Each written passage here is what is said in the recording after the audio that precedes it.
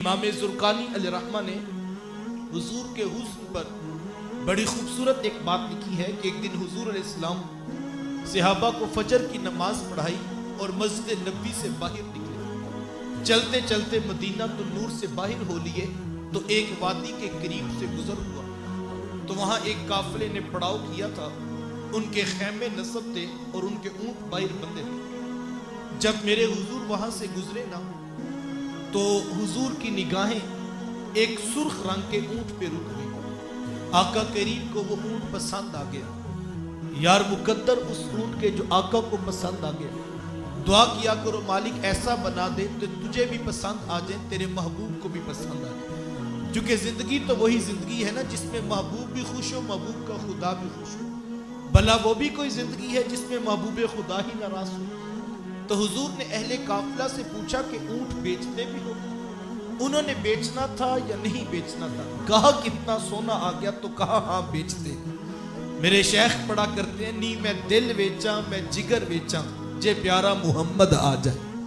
نی میں دل ویچاں میں جگر ویچاں جے پیارا محمد آ جائے. نی میں اپنا سارا کاربار ویچاں جے پیارا محمد آ جائے.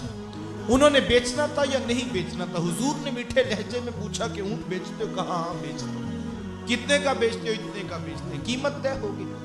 تو حضور فرمایا میں اونٹ خریدنے تو نہیں آیا تھا, میں تو یوں ہی گزر رہا تھا کہ تمہارا اونٹ پسند آ گیا, میں تمہیں جا کر اس کی قیمت بیچ دوں. انہوں نے کہا ٹھیک. آقا کریم اونٹ کی نکیل پکڑی اور میرے حضور چل دی. جب کسی کو نقد سودا دیا جائے تو اس کا عطا پتہ نہیں پوچھا جاتا, لیکن جب کوئی چیز بندہ ادھار دیتا ہے یا تو پہلے سے جانتا ہوتا ہے یا کوئی شے گروی رکھی جاتی ہے یا کوئی شخص ضمانت ڈال دیتا ہے.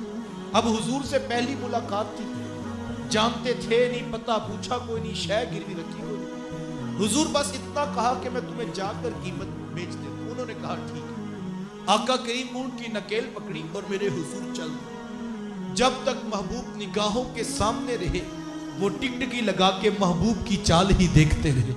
اور جب حضور آنکھوں سے اوجل ہوئے تو دل پہ ہاتھ رکھ کر بیٹھ گئے. ایک دوسرے سے پوچھنے لگے یار ایک اجنبی شخص آیا, ہم میں سے کوئی بندہ اسے جانتا نہیں تھا, یار کوئی اس کا پتہ ہی پوچھ لیتا.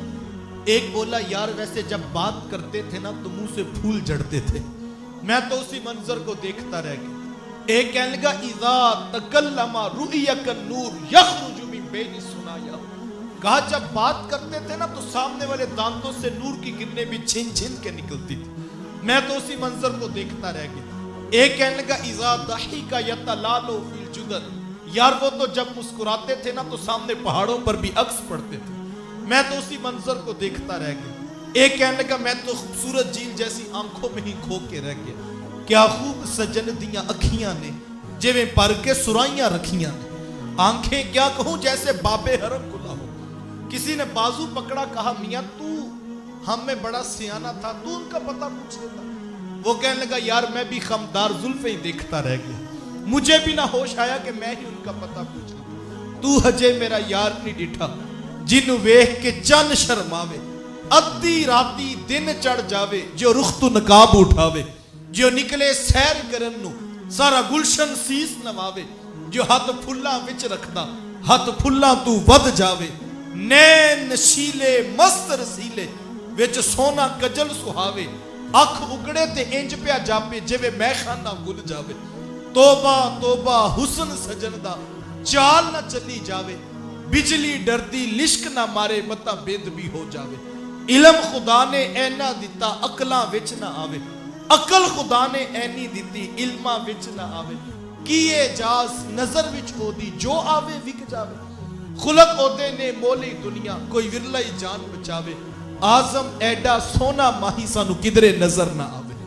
اللہ اکبر. حضور تھے بھی تو اتنے ہی خوبصورت. ابھی وہ یہ باتیں کر رہے تھے کہ جب ہوش آیا سکتہ ٹوٹا تو ایک کہنے لگا اتنی بات تو ضرور ہے, ایک اجنبی شخص آیا, ہم میں سے کوئی بندہ اسے جانتا نہیں تھا, اپنے حسن کا جادو جگا کے ہمارا قیمتی اونٹ ہتھیا کے لے گئے. جب انہوں نے کہا نا کہ اونٹ ہتھیا کے لے گئے تو قافلے کے سردار کی بیوی نے خیمے کا پردہ سرکایا اور اس نے وہاں سے آواز دی اور کہنے لگی آنا زامنہ تن لسامانی جمالکم, کہا خبردار، کہا کہ وہ اونٹ ہتھیا کے لے گئے، اگر وہ نہ آیا تو اونٹ کی قیمت کی ضمانت میں دیتی ہوں۔ ان کی ڈھارس بندی، شاید یہ جو ضمانتیں دے رہی ہے اس کو جانتی ہوں۔ وہ آگے بڑھے اور کہا کہ تو جو آگے بڑھ بڑھ کر ضمانتیں دے رہی ہے، کیا تو اسے جانتی ہے؟ کہا واللہ جانتی تو میں بھی نہیں۔ تو کہا پھر تو ضمانتیں کیوں دے رہی ہے؟ کہا جب تم سے باتیں کر رہے تھے نا تو خیمے کی اوٹ سے میں نے بھی ان کا چہرہ دیکھا تھا، اور میرا دل گواہی دیتا ہے اتنی سونی صورت والا کبھی جھوٹا ہو ہی نہیں سکتا۔ دیکھنے والے کہا کرتے ہیں اللہ اللہ، یاد آتا ہے خدا دیکھ کے صورت تیری۔ اللہ نے چہرہ اتنا خوبصورت بنایا تھا۔ ابھی وہ یہ باتیں کر رہے تھے کہ میرے حضور کے صحابہ پہنچ گئے۔ کہا اے اہل قافلہ، ہمارے آقا نے اونٹ تم سے خریدا؟ کہا ہاں ہم سے خریدا۔ کہا یہ کھجوریں بیچی ہیں تمہاری ضیافت کے لیے، اور یہ کھجوریں بیچی، ان سے قیمت پوری کر لو۔ وہ کہنے لگے قیمت بعد میں پوری کریں گے، پہلے یہ تو بتاؤ کہ پیارا رہتا کدھر ہے؟ کہا یہی کھجوروں کا جھنڈ جسے زمانہ نخلستان مدینہ کہتا ہے، یہ اس پیارے کا ڈیرا ہے۔ امام زرقانی فرماتے ہیں سارے اہل قافلہ اٹھے، حضور کے قدموں میں بیٹھ کر دولت اسلام سے فیض یاب ہو گئے، تیری تک کے اداواں میں مرید ہو گئے۔ اللہ اکبر، جو چہرہ دیکھتا وہ حضور کا کلمہ پڑھتا چلا جاتا۔ آئیے چند لمحوں کے لیے دیکھتے ہیں اتنی سونی صورت والے محبوب سیرت کے اجالے اور پیغام محبت کیا رکھتے تھے۔ آپ جانتے ہیں کہ جب میرے حضور پیدا ہوئے تو 7 دن تک اپنی والدہ حضرت آمینہ سلام اللہ علیہا کا دودھ پیا۔ 8ویں دن یہ اعزاز دشمن اسلام ابو لہب کی کنیز سویبہ کو حاصل ہوا کہ اس نے حضور کو دودھ بھی پلایا اور دیکھ بھال بھی کی۔ یہ چند دن کا دودھ تھا، یہ چند دن کی دیکھ بھال تھی، لیکن یار میرے آقا نے سویبہ کے اس احسان کو پوری زندگی یاد رکھا۔ مکے میں تھے تو میری ماں کہہ کے پکارا کرتے، مدنی دور آیا تو یہاں مدینے سے ان کے لیے کپڑے بھی بھجوایا کرتے اور رقم کا بھی بندوبست کیا کرتے۔ یہ ہے شریعت، یہ ہے سیرت جو حضور لے کر آئے۔ حضور تشریف فرماتے کہ دور سے ایک بوڑھی خاتون کو اپنی طرف آتے دیکھا، میرے حضور کی نظر پڑی تو میرے حضور اٹھ کھڑے ہوئے، میری ماں پکارتے ہوئے اور دوڑ لگاتے ہوئے ان کے قریب پہنچے، پھر کندھوں سے وہ چادر اتار کر نیچے زمین پر بچھا دی، جسے میں اور آپ کائنات کا قیمتی اثاثہ سمجھتے ہیں۔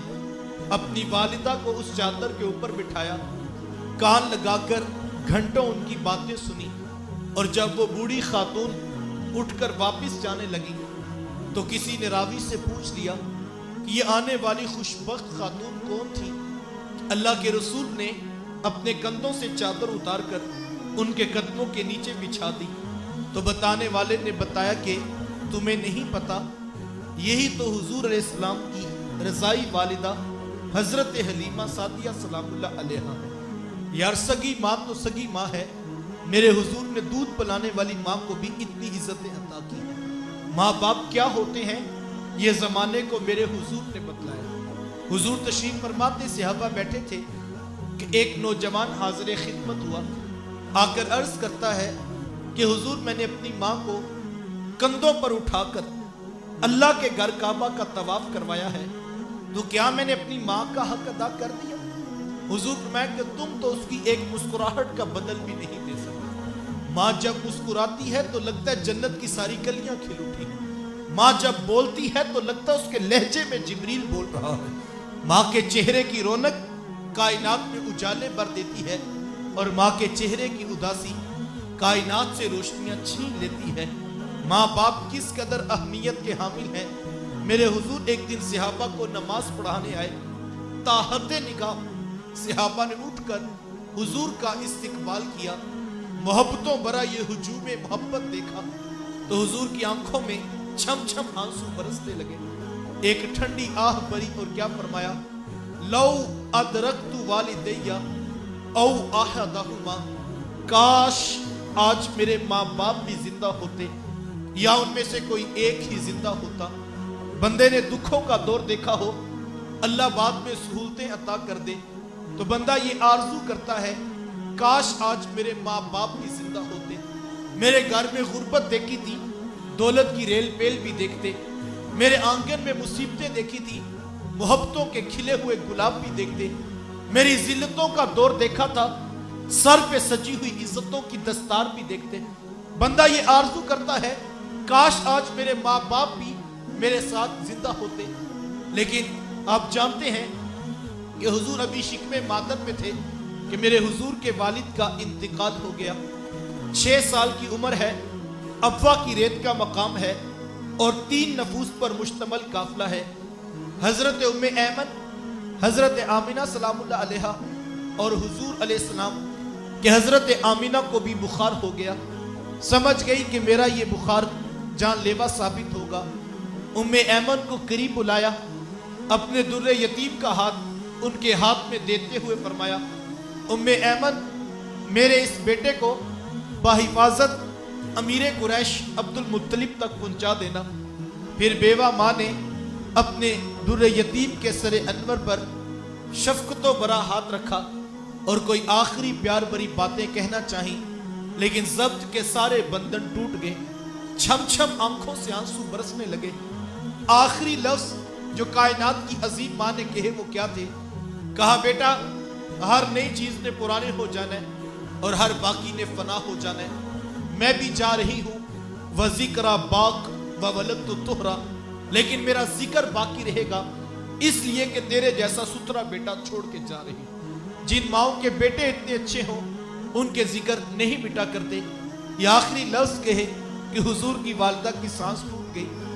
حضور بار بار اپنی ماں کو ہلاتے اور ساتھ پوچھتے امی آپ بولتی کیوں نہیں، امی آپ بولتی کیوں نہیں، لیکن آگے سے کوئی جواب نہیں آ رہا تھا۔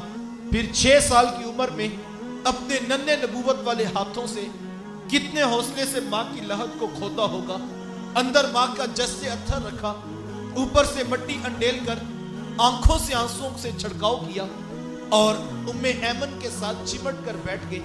آج ہو بھی کیا سکتا تھا، مدینہ المنورہ میں میرے حضور کی والدہ کا انتقال ہوتا، ہزاروں صحابہ جنازے کے جلوس میں شریک ہوتے، آسمان سے فرشتے بھی پھولوں کے ہار لے کر پہنچتے، لیکن وہ کیا کسی نے کہا تھا تجھے کن پھولوں سے ہم کفن دیں؟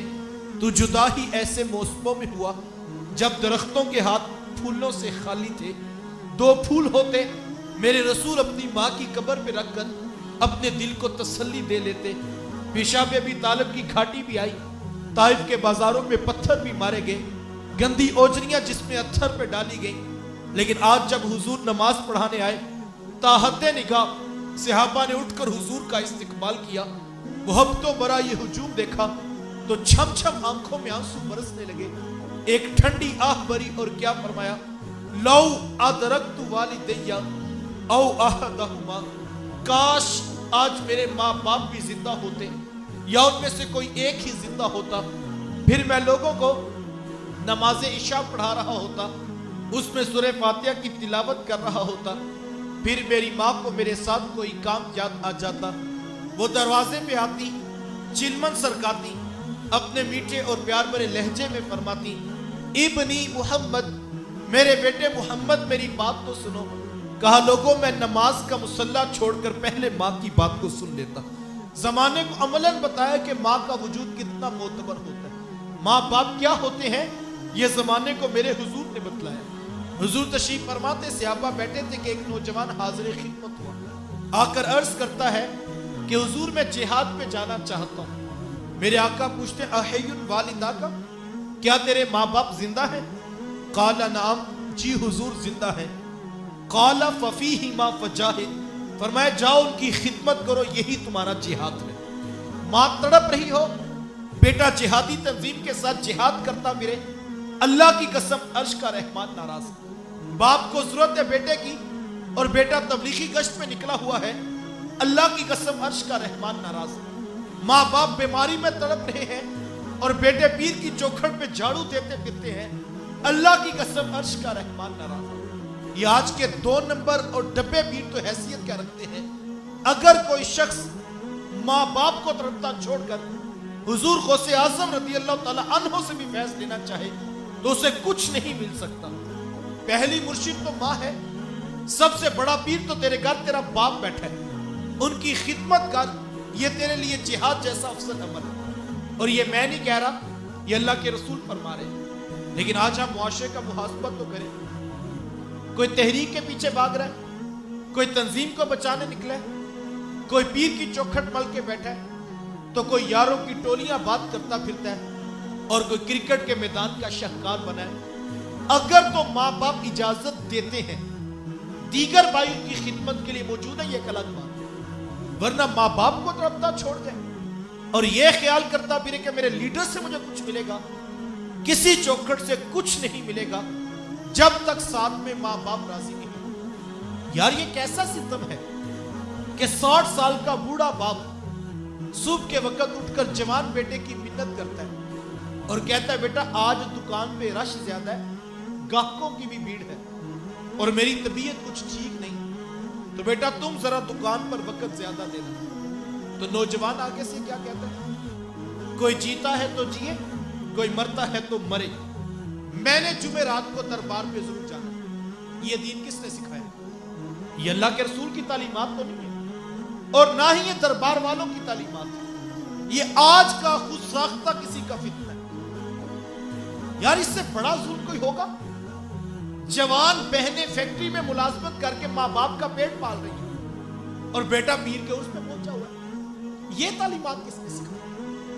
ہمیں تو حضور کی تربیت یافتہ قوم، ان کے افراد اور ان کی کہانیاں یہ بتاتی ہیں کہ حضرت اویس کرنی رضی اللہ تعالی عنہ ساری زندگی حضور کی خدمت میں حاضر نہیں ہو سکے۔ حضور کی یاد آتی تو آنکھوں میں آنسو ٹپک پڑتے، بدن پہ کپ کپی چھا جاتی، لیکن حوصلہ نہ پڑتا کس طرح بیمار ماں کو چھوڑ کر حضور سے ملاقات کے لیے چلا جاؤں۔ ایک دن ماں سے عرض کی ماں اگر اجازت دو تو میں حضور سے ملاقات نہ کر کے آؤں، تو ماں نے اجازت دے دی اور کہا بیٹا کہ واپس جلدی پلٹنا۔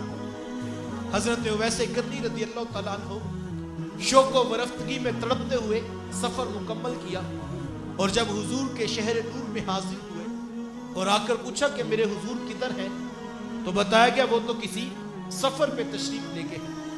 حضرت اویس کرنی رضی اللہ تعالیٰ عنہ انہی قدموں پہ واپس پلٹ جاتے ہیں۔ کیوں؟ اس لیے کہ وہ یہ جانتے تھے کہ جس رسول کی یاد میں تڑپ رہا ہوں انہی کے کہنے پہ ماں کی خدمت کر رہا ہوں، اور یہ ہو نہیں سکتا کہ میرے حضور میرے حالات سے بے خبر ہو۔ اور حقیقت بھی ایسے ہی تھی۔ اگر حضرت اویس کرنی رضی اللہ تعالیٰ عنہ یمن میں بیٹھ کے تڑپ رہے تھے تو یار مدینے کا حال بھی کچھ مختلف نہیں تھا۔ میرے آقا یمن کی طرف رخ نور کرتے ہیں اور اپنی قبا کے بٹن کھولتے ہیں اور ساتھ ٹھنڈی ٹھنڈی سانسیں بھرتے ہیں، اور حضور فرماتے لوگوں مجھے یمن سے یار کی خوشبو آتی ہے۔ کوئی پاس بیٹھا تھا، کہا حضور اتنا پیار کرنے والا ہے کہ بیٹھا یمن میں اور آپ کو یہاں خوشبو آ رہی؟ حضور میں ہاں وہ میرے سے بڑا پیار کرتا ہے۔ عرض کی حضور اگر اتنا پیار کرتا ہے تو پھر ملنے کیوں نہیں آیا؟ بلال حبشے سے آگے، سلمان فارس سے آگے، سہیب روم سے اٹھ کر آگے، اور یہ یہاں قریب یمن سے ملنے بھی نہیں آیا، یہ کیسا پیار کرنے والا ہے؟ تو حضور میں ان کی بوڑھی اور نابینا ماں ہیں جن کی خدمت انہیں میرے حضور آنے سے روکے ہوئے ہے، اور کوئی جائے نہ جا کے میرے اویس کو میرا سلام کہنا اور اسے کہنا میری امت کی بخشش کی دعا بھی کرنا۔ یہاں سے پتہ لگا جو ماں باپ کی خدمت کرتا اس کی دعائیں قبول ہوتی۔ حضرت عمر فاروق اور حضرت علی المرتضیٰ رضی اللہ تعالی عنہما حضرت اویس کرنی رضی اللہ تعالی عنہ کی تلاش میں نکلے۔ جب ملاقات ہوئی تو حضور کا سلام پیش کیا، بس نام سننا تک کہ چھم چھم آنکھوں سے آنسو برسنے لگے۔ بار بار فرماتے مجھے یہ تو بتاؤ کہ میرے حضور کے لبوں پہ اویس کا نام کیسے آیا تھا؟ حضور نے کیسے کہا تھا کہ اویس کو بھی سلام کہنا؟ آنکھوں میں آنسو، بدن پہ کپ کپی کی کیفیات دیکھی تو کہا جناب جن کا نام سن کے اتنا تڑپ رہے ہیں ان سے ملاقات کے لیے کیوں نہیں آئے؟ کہ حضرت اویس کرنی رضی اللہ تعالی عنہ نے بات کا رخ پلٹا اور کہا تم نے میرے رسول کو دیکھا ہے؟ کہا ہم نے تو صبح و شام دیکھا ہے۔ کہا اچھا پھر تم بتاؤ میرے حضور کے یہ ابرو جڑے ہوئے تھے یا کھلے ہوئے تھے؟ یہ ایک دوسرے کی طرف دیکھنے لگے۔ کہا تم نے تو دیکھا، میں نے تو دیکھا نہیں۔ کہا حضرت آپ ارشاد فرمائیں۔ کہا کوئی دور سے دیکھتا تو اسے جڑے ہوئے نظر آتے اور کوئی نیڑے آ کر دیکھتا تو اسے کھلے ہوئے نظر آتے۔ پتہ لگا حضرت اویس کرنی رضی اللہ تعالیٰ عنہ حضور کو نیڑے بیٹھ کر بھی دیکھتے تھے اور یمن میں ماں کے قدموں میں بیٹھ کر بھی دیکھتے تھے. وہ جہاں بھی تھے نگاہ رسول میں تھے, وہ دل رسول میں تڑپا کرتے تھے. ماں باپ کی خدمت اتنا بڑا وظیفہ ہے. یقین جانیے ہمیں آج تک اس بات کا ادراک نہیں ہو سکا کہ ماں کی خدمت انسان کو کہاں تک پہنچا دیتی ہے. آپ نے علماء سے وہ روایت سنی ہوگی کہ حضرت موسیٰ علیہ السلام نے پوچھا تھا کہ مالک میرا جنت کا ساتھی کون ہے؟ تو کہا موسیٰ فلاں بازار میں چلے جائیے, وہاں پر ایک قصاب ہے, گوشت کاٹ کے لوگوں کو بیچ دیتا ہے, وہ آپ کا جنت کا ساتھی ہے. حضرت موسیٰ علیہ السلام چل پڑے کہ جا کر دیکھوں تو صحیح وہ کیا کرتا ہے. جا کر دیکھا تو عام سا قصاب تھا, گوشت کاٹتا اور لوگوں کو بیچ دیتا. ہاں جو ٹکڑا اسے اچھا لگتا وہ الگ کر دیتا. شام کو جب گھر واپس پلٹنے لگا تو اس نے الگ کیا ہوا گوشت پیک کیا اور وہ گھر کی طرف چل دیا. حضرت موسیٰ علیہ السلام بھی اس کے پیچھے ہو لی. وہ گھر پہنچا تو اس نے جا کے شوربے میں کھانے کو تیار کیا, اور جب کھانا پک گیا تو روٹی کے ٹکڑے توڑ توڑ کر بھگو بھگو کر نرم کرتا اور پھر محبت سے لقمہ بنا کر اپنی بوڑھی ماں کے منہ میں رکھتا. حضرت موسیٰ علیہ السلام اس کا یہ عمل دیکھتے رہے. پھر اس نے ٹانگیں دبائی, خدمت کی. جب اٹھ کے واپس جانے لگا تو اس کی بوڑھی ماں نے آسمان کی طرف دیکھا اور اس کے بوڑھے لب ہلے. بڑھاپے کی وجہ سے آواز زیادہ نہ پیدا ہو سکی. حضرت موسیٰ علیہ السلام نے پوچھ لیا کہ تیری ماں کیا کہہ رہی ہے؟ تو اس نے کہا حضرت میری ماں بڑی سادہ ہے. جب شام رات آ کر یوں اس کی خدمت کرتا ہوں تو یہ روزانہ آسمان کی طرف منہ کر کے کہتی ہے کہ اللہ تجھے جنت میں موسیٰ کا ساتھ عطا کرے. اور میں کہتا ہوں ماں تو بڑی سادہ ہے, کہاں کوہ طور پہ بیٹھ کے ڈائریکٹ رب سے باتیں کرنے والے پیغمبر حضرت موسیٰ علیہ السلام, ماں کہاں وہ عالی مرتبت نبی اور کہاں میرے جیسا عام سا قصاب.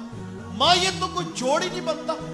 لیکن حضرت میری ماں بڑی سادہ ہے, یہ روزانہ خوش ہو کے مجھے یہی ایک دعا دیتی ہے اور میں اس کا دل رکھنے کے لیے آمین کہہ دیتا ہوں. تو حضرت موسیٰ علیہ السلام مسکرا پڑے, کہا تجھے مبارک ہو, عرش کے رحمان نے تیری بوڑھی ماں کے لب قبول کر لیے ہیں اور تو ہی جنتوں میں موسیٰ علیہ السلام کے ساتھ کھڑا کیا جائے گا. یار ماں راضی ہونا تو رب یہ نہیں دیکھتا پتر غوث ہے یا پتر قصاب ہے, رب پھر بیٹے کو جنتوں میں نبی کا ساتھ بھی عطا کر دیا کرتا ہے. ماں باپ کی خدمت اتنی بڑی دولت ہے. خوش قسمت ہیں وہ لوگ جن کو ماں باپ کی خدمت کا شرف نصیب ہو جاتا ہے. میں نوجوانوں سے اکثر کہا کرتا ہوں آج تمہیں برا لگتا ہے کہ مجھے لیٹ آنے پہ کیوں پوچھا جاتا ہے, صبح جلدی جانے پہ کیوں ٹوکا جاتا ہے. میں کہا کرتا ہوں صاحب یہ چند دن, چند سال یا چند مہینوں کی بات ہے. ساری زندگی کوئی نہیں پوچھے گا کہ بیٹا لیٹ کیوں آتا ہے اور صبح جلدی اٹھ کے کیوں جاتا ہے. پتہ اس وقت لگے گا صاحب جب تم گھر سے چارپائی اٹھ جائے گی اور پھر تم چراغ لے کر بھی ڈھونڈو گے, تمہیں کوئی محبت کی آواز دیتا ہوا نظر نہیں آئے گا. قبل اس سے کہ گھر کی چارپائی خالی ہو جائے اور زندگی مشکل ہو جائے, اپنے ماں باپ کی قدر کرنے کا مزاج پیدا کیجئے. اسلام کہتا ہے ماں باپ کی خدمت کرو, اخلاقیات کہتے ہیں ماں باپ کی قدر کرو, عقل بھی یہ کہتی ہے جنہوں نے تمہیں بچپن میں پالا تھا آج تم بھی ریٹرن کرو اور ان کی قدر کرو. لیکن میں کہتا ہوں صاحب اسلام, مذہب, اخلاقیات, عقل کے تقاضے اپنی جگہ, اپنے اوپر رحم کرتے ہوئے اپنے ماں باپ کی قدر کرو. آپ پوچھیں گے اپنے اوپر رحم کا مفہوم کیا ہے, تو صاحب یہ دنیا مکافات عمل ہے. یہاں جس نے جیسا سلوک اپنے ماں باپ کے ساتھ کرنا ہے کل ویسا سلوک اسے اپنی اولاد کی طرف دیکھنا پڑے گا. کوئی امیر کبیر خاندان کا شخص تھا تو وہ اپنے گھر میں داخل ہوا اور اس نے ڈرائنگ روم کی کرسی پر اپنے بیٹے کو کوئی ڈرائنگ بناتے دیکھا. تو باپ نے پوچھ لیا کہ بیٹا آپ کیا کر رہے ہو؟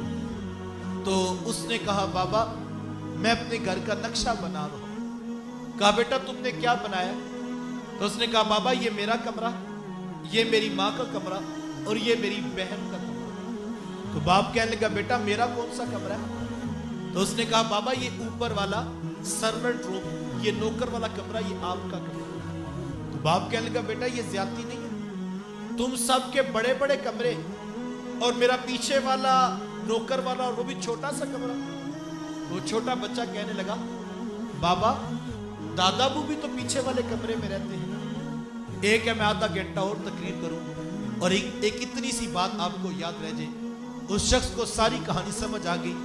वो फौरन उठा, पिछले कमरे से बूढ़े बाप को निकाला, लाकर बड़े कमरे में बिठाया, एसी ऑन किया और उसकी खिदमत करने लगा।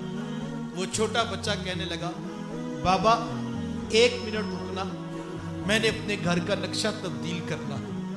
और उसने पिछला कागज फाड़ दिया और फिर यूं बड़ा सा खाना ड्रॉ किया और कहने लगा, बाबा अब सबसे बड़ा कमरा आपका बनाऊंगा। ये वो पैगाम है जो हमारी औलादें हमें रोजाना सिखाती हैं। मुबारक हो उस नौजवान को जो अपने बूढ़े बाप के हाथ चूम कर आंखों को लगाना अपने लिए एजाज और सादत मंदी समझता है। वरना हमने देखा लोग अनपढ़ जाहिल पीर के तो पांव भी चूम लेते हैं, लेकिन तहज्जुद गुजार बाप के हाथ चूमते हुए उन्हें शर्म आती है। हाँ, बंगी चरसी के पास, शराबी के पास बैठते हुए शर्म नहीं आती। वो बूढ़ा बाप जिसके हाथों में चंडियां पड़ गई मेहनत कर करके, उसके पास बैठते हुए उनको शर्म आती है। मुबारक हो उस बेटे को जो जूता उठाकर अपने बाप के पाँव में पहनाना अपने लिए एजाज और सादत समझता है। कल को उसकी औलाद यूं ही उसकी कदर करेगी। और याद रखे वो नौजवान जो बंद कमरे में बीवी के कान में माँ बाप की खिदमत करता है। मैं कहा करता हूँ, साहिब ये कर्ज तुम्हें उतारना पड़ेगा, कल को एक और कमरा बनेगा जहां पर तुम्हें ये कर्ज चुकाना पड़ेगा। हाँ, आज माँ बाप को बातें सुनाते हुए, दलाइल देते हुए गालियों पे जो उतर आते हो, तो मैं कहता हूँ आज इतना जोर लगाओ, कल तुम्हारा कान भी इस लहजे की आवाज को बर्दाश्त कर सके। कबल इससे कि हमारी औलादें हमसे वो सारे इंतकाम पूरे करें, अपने माँ बाप की कदर करने का मिजाज पैदा करें। उलमा ने 3 बातें लिखी हैं। माँ बाप फौत हो जाए तो कहा कि कसरत के साथ उनके लिए बख्शिश की दुआ की जाए। और दूसरा कहा कि माँ बाप फौत हो जाए तो उनके रिश्तेदारों से हुस्ने सलूक किया जाए। और तीसरा कहा कि वो जो नेकी जिंदगी में करते थे उसका तसलसल नहीं टूटना चाहिए। ये नहीं कि किसी गरीब की मदद करते थे, किसी यतीम की फीस देते थे, किसी मस्जिद किसी मदरसे को फंड देते थे, अगले दिन वो आए तो आपके वो तो हाजी साहब करते थे, अब कल से आप ना आया करें। नहीं, उस नेकी का तसलसल उसी तरह जारी रहना चाहिए। बासमी में कल बारगाह रुबूबियत में दुआ है, अल्लाह ताला हम सब के माँ बाप की बख्शिश और मग़फ़िरत फरमाए। जिनके जिंदा हैं सेहत व आफियत वाली लंबी जिंदगियां नसीब फरमाए, जिनके बीमार हैं उनको शिफा अता फरमाए, और जिनके नाराज हैं उनसे कहना चाहूँगा हाथ जोड़कर पाँव पकड़कर भी राजी करना पड़े तो आज मौका है, कल का पछतावा कुछ काम नहीं आएगा। अल्लाह ताला मुझे आपको तौफीक आते अमल नसीब फरमाए।